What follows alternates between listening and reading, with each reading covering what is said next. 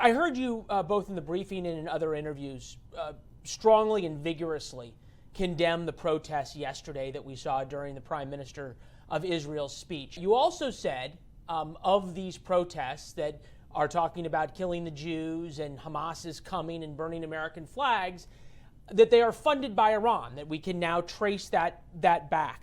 Wouldn't it be a lot easier to stop these protests and for these protests not to happen if we were not giving sanction waivers to the same Iranian regime that is funding these protests?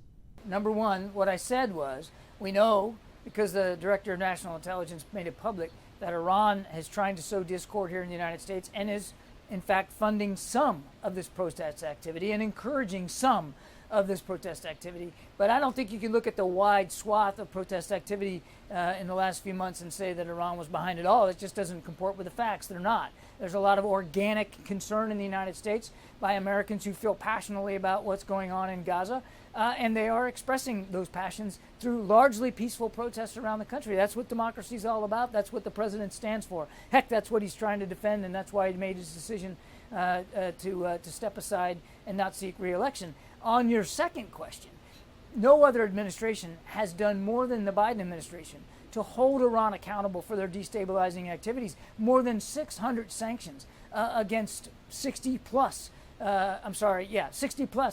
different entities and organizations in just the last 3.5 years, and there's probably going to be more coming.